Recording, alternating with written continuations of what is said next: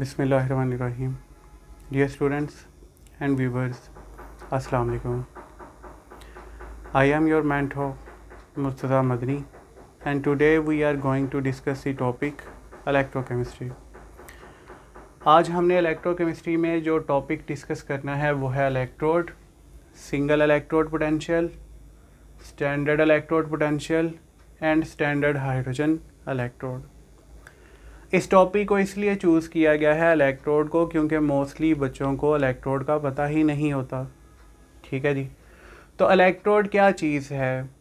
Electrode actually ऐसा material है जिसकी वजह से इलेक्ट्रोलाइट के अंदर करंट एंटर होगी या उससे बाहर जाएगी। ऐसे मटेरियल को हम बोलते हैं इलेक्ट्रोड। ठीक है जी। ये वायर भी हो सकती है, ये प्लेट भी हो सकती है, ये रॉड की फॉर्म में भी हो सकता है।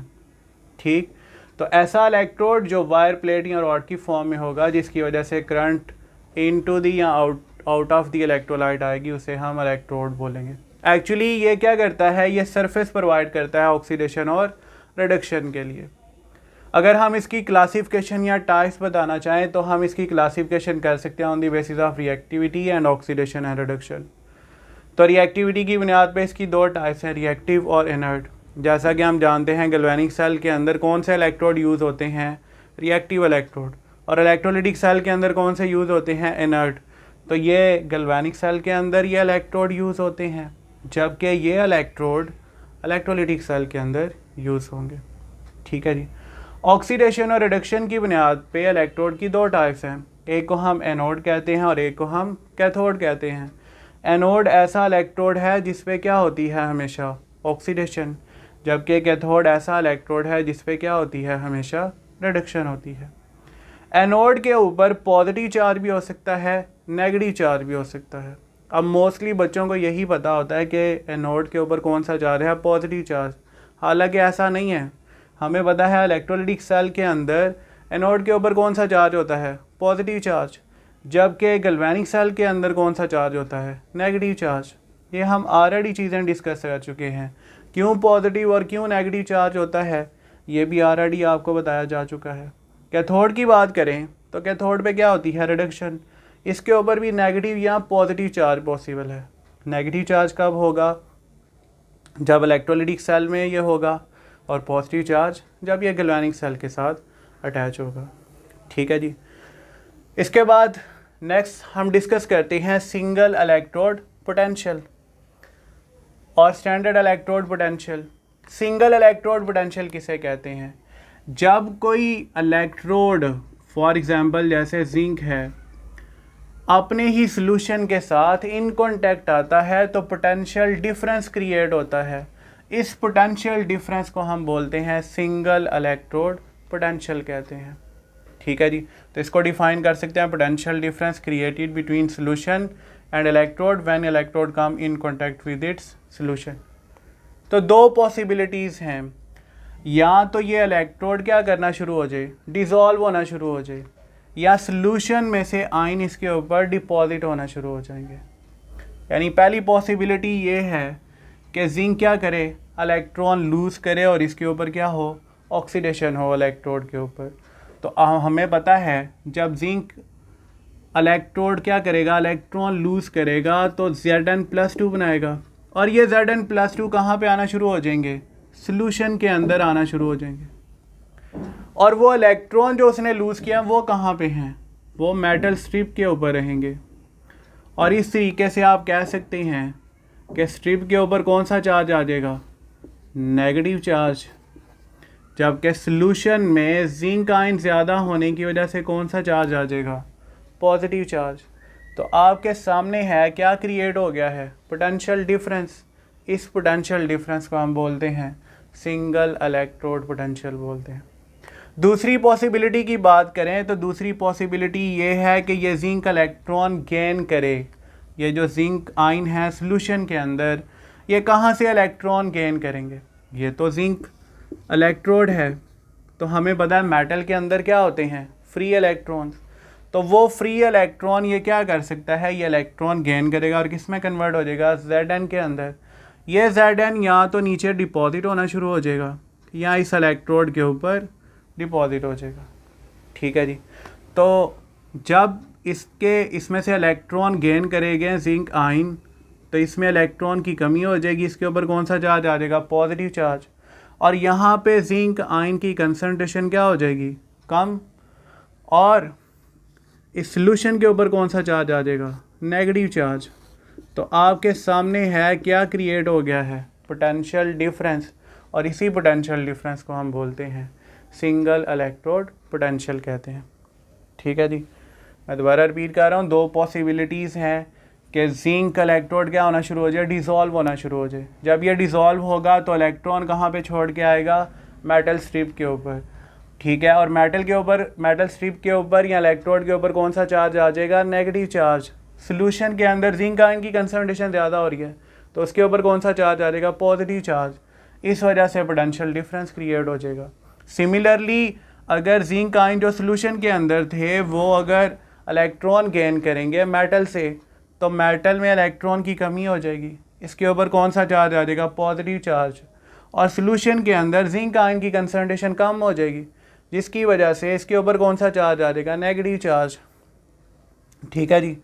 तो जब नेगेटिव चार्ज आएगा तो ये पोटेंशियल डिफरेंस क्रिएट हो जाएगा, इसे हम बोलते हैं सिंगल इलेक्ट्रोड पोटेंशियल कहते हैं। अगर हम स्टैंडर्ड इलेक्ट्रोड पोटेंशियल की बात करें तो ये भी एक्चुअली क्या है, पोटेंशियल डिफरेंस ही है इलेक्ट्रोड का। जब हम इसको कंपेयर करेंगे किसके साथ, स्टैंडर्ड हाइड्रोजन इलेक्ट्रोड के साथ। ठीक है जी। लेकिन कंडीशन क्या होनी चाहिए, स्टैंडर्ड कंडीशन। स्टैंडर्ड कंडीशन से मुराद क्या है, अगर टेम्परेचर हमारे पास हो 25 डिग्री या 298 केल्विन और प्रेशर हमारे पास हो 1 atm और कंसंट्रेशन हो 1 मोलर, तो कौन सी कंडीशन होगी, स्टैंडर्ड कंडीशन होगी।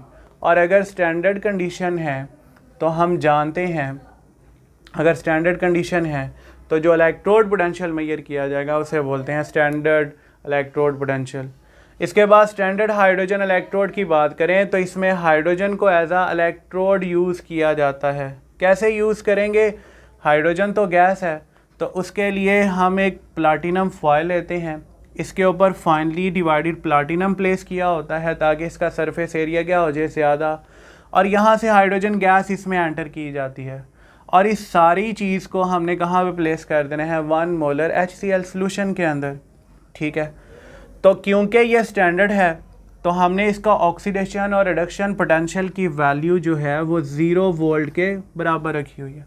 और ये MCQs 2018 में आया हुआ है कि standard electrode potential of she is, तो वो कितना होगा, 0 वोल्ट। शी पे आ जाते हैं, शी क्या चीज़ है, स्टैंडर्ड हाइड्रोजन इलेक्ट्रोड, तो इसको हम यूज़ करते हैं एज आ स्टैंडर्ड। तो दो पॉसिबिलिटीज़ हैं कि she can act as a anode and she can act as a cathode. हमें पता है जब ये एज आ एनोड एक्ट करेगा तो यहाँ पे क्या होगी, ऑक्सीडेशन। ठीक है। तो अगर हम इसमें गौर से देखें तो दो चीज़ें हैं शी के अंदर, एक हाइड्रोजन है और दूसरे H+ साइन है। तो ये तो ऑलरेडी पॉजिटिवली चार्ज हैं, तो कौन सी चीज़ इलेक्ट्रॉन लूज़ करेगी, तो हाइड्रोजन गैस जो है ये इलेक्ट्रॉन लूज़ करेगी और इस तरीके से हमारे पास क्या बन जाएंगे, H+ साइन और 2 इलेक्ट्रॉन ये लूज़ कर देगी। जब शी एक्ट करेगा एज आ कैथोड तो इस पर क्या होनी है, रिडक्शन। तो रिडक्शन ये तो ऑलरेडी न्यूट्रल है, ये इसका वैलेंस शेल कंप्लीट है, तो ये तो इलेक्ट्रॉन गेन नहीं कर सकेगा। तो कौन सी चीज़ इलेक्ट्रॉन गेन करेगी, H+ साइन। तो हमें पता है H+ साइन जब 2 इलेक्ट्रॉन गेन करते हैं तो क्या चीज़ बनेगी, हाइड्रोजन गैस बनेगी। ठीक है। तो अगर हम इन रिएक्शन को गौर से देखें तो H+ साइन की कंसंट्रेशन क्या हो रही है, इंक्रीज, तो इट मीन्स दैट pH क्या होगी, डिक्रीज होगी। इसमें H+ साइन की कंसंट्रेशन कम हो रही है तो pH क्या होगी, इंक्रीज होगी। हमें कैसे पता चलेगा कि she will act as a anode, अगर जो है किसी एलिमेंट का रिडक्शन पोटेंशियल शी से ज़्यादा हो तो हम कहेंगे कि तब जो है शी क्या एक्ट करेगा, एज आ एनोड। लेकिन अगर शी का इलेक्ट्रोड पोटेंशियल ज़्यादा है किसी एलिमेंट के रिडक्शन पोटेंशियल से, तो तब जो है शी क्या एक्ट करेगा, एज आ कैथोड। इसकी एग्जांपल अगर कॉपर को अटैच कर दें तो शी एक्ट करेगा एनोड, और अगर जिंक को अटैच कर देंगे तो शी एक्ट करेगा एज अ कैथोड। इसमें नेगेटिव रीडिंग आएगी, इसमें पॉजिटिव रीडिंग आएगी। नेगेटिव और पॉजिटिव से रीडिंग से मुराद क्या है, ये वोल्ट मीटर है, यहाँ पे ये 0 वोल्ट है, इस साइड पे रीडिंग नेगेटिव है और इस साइड पे रीडिंग पॉजिटिव है। ठीक है जी। तो अगर कोई एलिमेंट को अगर हम किसी इलेक्ट्रोड को अटैच करें शी के साथ, अगर रीडिंग नेगेटिव आ रही है तो इट मीन्स दैट कि शी क्या एक्ट करेगा एज आ एनोड एक्ट करे, और अगर पॉजिटिव आएगी तो शी क्या एक्ट करेगा एज आ कैथोड। और जो हमने पोटेंशियल डिफरेंस मेजर किया वोल्ट मीटर से कॉपर का, वो आया था +0.34, जबकि जो जिंक का हमने कैलकुलेट किया था वो आया था -0.76 वोल्ट के बराबर आया था। ठीक है जी। अब इससे रिलेटेड एमसीक्यूज़ की बात करें। ये एमसीक्यू पूछा गया करंट की डायरेक्शन बताएं।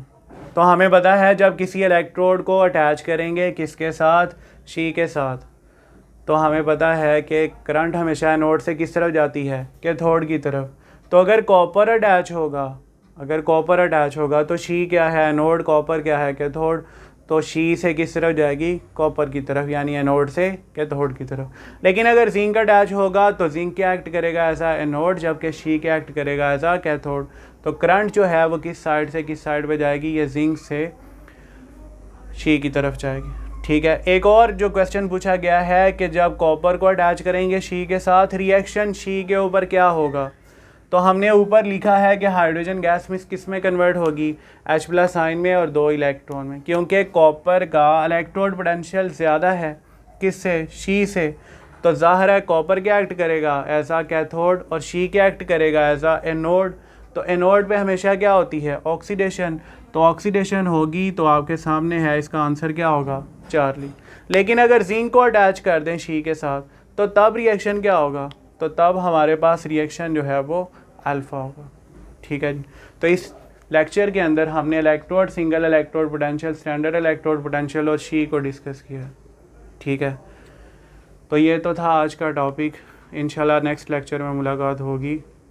ठीक है जी। अल्लाह हाफिज़ और अपना ख्याल रखिएगा।